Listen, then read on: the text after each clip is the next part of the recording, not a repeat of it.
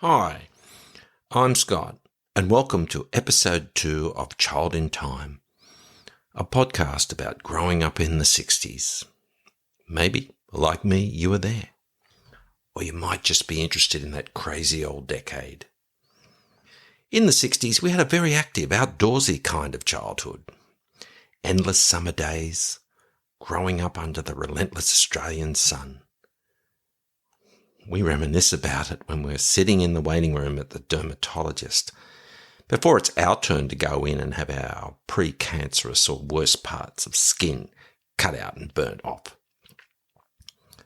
Thus is the legacy of countless hours in the sun with no sunscreen at all. Many parents would admiringly say at the time, "Oh, look at the children, they're as brown as berries." Little did we know. But today we're talking about when we were inside watching TV. In the 60s, Australian TV was still taking baby steps towards the towering artistic achievements that we can all now enjoy.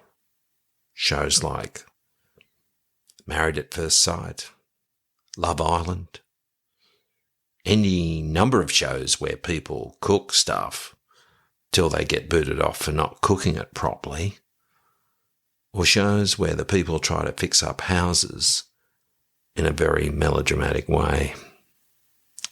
True art. Television started in Australia in September 1956. Very few people had TVs when it first started. A standard black and white 23-inch set cost roughly as much as what you'd pay for the price of a small car. TVs were large pieces of furniture.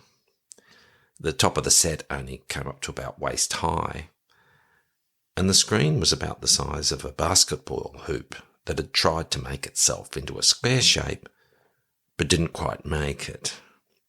All black and white, of course.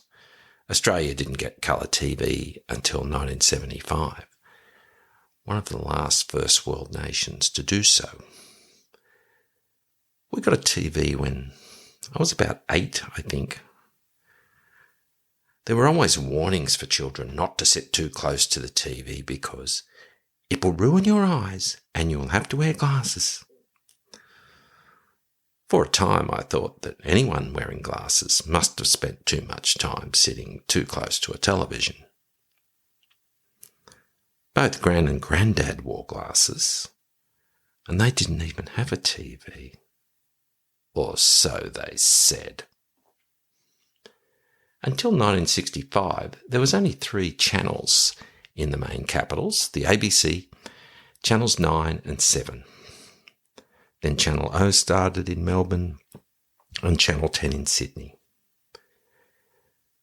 A 1965 TV guide I was perusing recently revealed that Channels 7 and 9 didn't even start broadcasting until about lunchtime.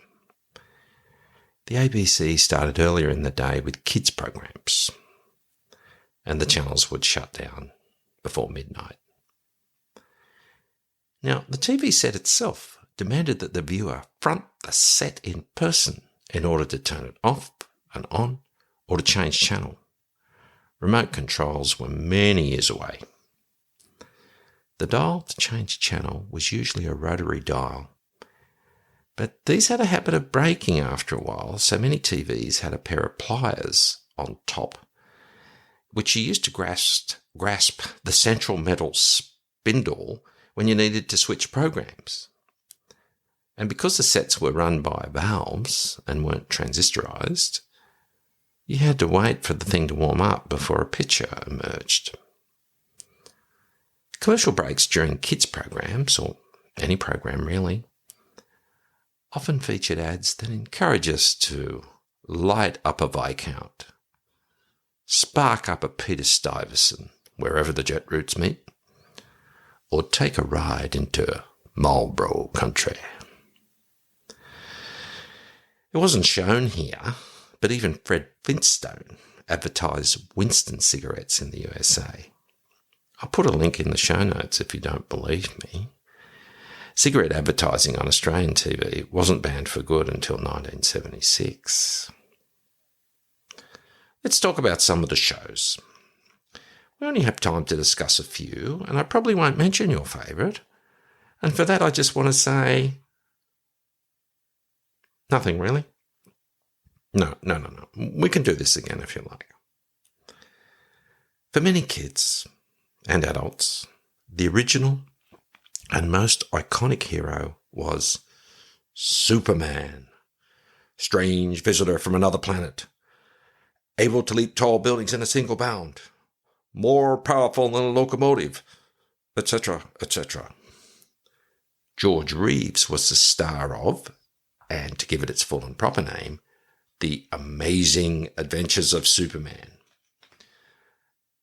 Superman, of course, is still very much with us today in movies and comics where he triumphs over evil and repeatedly saves us all. There have been many different actors, vastly different villains and budgets, but one thing has always remained the same. Whoever has the rare privilege of playing Superman, the Man of Steel, each and every one of them wears their underpants on the outside. We loved watching the half-hour Superman episodes. It was all repeated so often we got to know many episodes off by heart. It was just great. Who did not tie a towel around their neck as a cape and play Superman? Yeah. Although I hardly ever do it now. Even as a child, though, there were some aspects of the Superman oeuvre that I could not fully understand. Firstly, the fact that he wore glasses when he was Clark Kent totally fooled everyone that he was Superman, even though he had the same voice, same hairstyle, same everything. I found a pair of glasses once when walking home from school. I thought if I put them on before I walk in, Mum would have no idea who I was. Not only did she recognise me immediately, she berated me for wearing someone else's glasses, a practice that we were always told would lead to an instant and permanent case of being cross-eyed by life. Then there was the fact that Superman wore his costume under his suit. There were many scenes where he undid his shirt to reveal his costume underneath. But what about the big cape? Where did he put that? If he tucked it up the back of his shirt, he would have looked more like Quasimodo than a mild-mannered reporter for the Daily Planet. And lastly, again about his costume, like Superman himself, was invulnerable and indestructible. His adoptive mother, Mrs. Kent, said she made the costume from the blanket Superman was wrapped in when he arrived by rocket from Krypton as a baby. Well, Mrs. Kent, that must have been a real top-of-the-line Singer sewing machine to run up his suit for him. Yeah. Look, if there's any Superman expert out there who can explain these conundrums, please contact me. Moving on. In 1965, there was a show that was not just popular, it was an absolute phenomenon. When the star of the show came to Australia to do a series of shows in Sydney and Melbourne, it was akin to Beatlemania. In fact, 7,000 people, well, mainly kids, turned out to greet him at Essendon Airport. That's more that were there when the Beatles arrived in 1964. Yeah. For younger listeners, the Beatles were a pop group active in the 1960s. They made pop music like pop groups you might listen to today, only the Beatles were a lot better. Now, what phenomenon am I talking about? Of course, it's The Samurai, the very first Japanese series to be shown in Australia. It made us all into ninjas as we followed the exploits of Shintaro, his mate Tombe the Mist, and the little orphan boy Shusaku. Set in feudal Japan, it followed Shintaro as he battled the evil ninjas, always emerging victorious. The thing about the samurai was it was just so different. All the ninja tricks like jumping backwards into trees, walking on water, throwing blinding powder and star knives, we just loved it. Scanlan's put out samurai chewing gum packs containing cards to collect. If you got the whole set of cards, and that took quite a bit of pocket money, let me tell you. The reverse of the cards could be arranged to make a glorious pin-up poster of Shintaro himself. We all dressed as ninjas, and we all seemed to have an affinity for the bad guys. They were just so cool. We had sticks as swords, star knives made from the tops of tin cans, and we all gave ourselves Japanese names. I remember I was called Toyota. The show was so stunningly successful that another channel started a show of similar show, poorly dubbed, very much along the same lines. It was called Bantam Agents. They were a crime-fighting unit with swords and many ninja skills, but the big difference was that it was set in the modern day. Well, modern day, mid-60s. The Phantom Agents were always trying to foil their evil nemesises, the Black Flags of Smeg Z. The Black Flags always wore black, of course, and they were bad dudes to be sure. Now, the Black Flags had a peculiar condition of employment that was interesting. When you joined this criminal network, you agreed to have a small bomb implanted in your abdomen. If subsequently you did the wrong thing, the Black Flags, or probably someone in the Black Flag HR department, could just blow you up remotely. This happened to several Black Flags in various episodes. There did not seem to be any provision for the employee to, say, go on long service leave, take leave without pay, or be performance managed. No, just boom. Skippy the Bush Kangaroo was a huge success, not just here, but internationally as well. Skippy was a hyper-intelligent animal. In fact, Skippy remains the only marsupial to join Mensa, the organisation for the very, very bright. There was nothing Skippy could not do. Solving crimes, saving dim-witted bushwalkers, beating the park rangers at chess, everything. What a mammal that girl was. After the series ended in 1970, regrettably, Skippy went the way of so many stars when their career drops away. She was seen in all the trendy nightclubs, had a series of short-lived, high-profile romances, and she lost her license for 2 years after crashing a Porsche one night when she was off her scone on eucalyptus.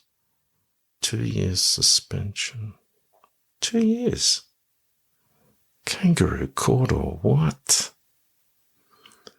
Meanwhile, over on the ABC, the first series of Doctor Who was broadcast on Australian TV in January 1965.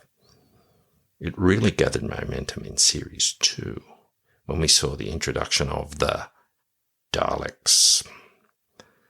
The Daleks were both terrifying and fascinating at the same time. They were inspired by the Nazis, and they were all about order and destruction, like big murderous pepper pots with robotic voices. I was genuinely scared of them. You know, when you ask people, if you had a dinner party and you could invite anyone at all, alive or dead, hardly anyone says they would invite a Dalek. And if you did, you need a ramp to get to the dining room because, of course, Daleks could not climb stairs. And while we're talking science fiction, Mr. Spock, you must watch Star Trek. And if you don't, You must be out of your Vulcan mind. Yes, Star Trek. Another 60s show that stormed numerous movies and spin-off series, and even the language of Klingon. Shakespeare and other works of literature have been translated into Klingon. Gee, some people must have a lot of time on their hands, if you ask me. Now, I'm going to read something. It is a song, but I think it lends itself to the spoken word. So settle back, relax, and close your eyes.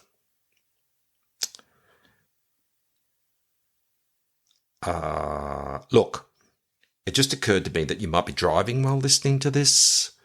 So if you are, please ignore the close your eyes bit, please. Okay. Just sit right back and you'll hear a tale of a fateful trip that started from this tropic port aboard this tiny ship. The mate was a mighty sailing man, the skipper brave and sure. 5 passengers set sail that day for a 3-hour tour. A 3-hour tour. The weather started getting rough. The tiny ship was tossed. If not for the courage of the fearless crew, the minnow would be lost. The minnow would be lost. That, of course, was from the Ballad of Gilligan's Island. Ah, yes. The professor. He could make and concoct just about anything the castaways needed. Anything at all. Everything except figuring out how to repair a small boat. Then there were the cartoons, the Bugs Bunny Show, Huckleberry Hound, Yogi Bear, Wally Gator, Rocky and Bullwinkle, the Flintstones, using the same template, the Jetsons, and there were lots of others. So many, many happy hours spent lying on the floor in front of the TV before Mum or Dad took control of the pliers and watched their boring stuff. And to let you into a little secret, I used to scoot quite close to the TV when Mum and Dad weren't around. And I don't need to wear glasses. Thank you for listening. Please do me a favour, like and follow the show. Please tell at least one other person who might enjoy it so we can spread the word. And now I have a website. It is www.childintime, lowercase one word, childintime.life. So that's quite exciting. So you can contact me via that. So again, thanks for listening, and we will talk soon.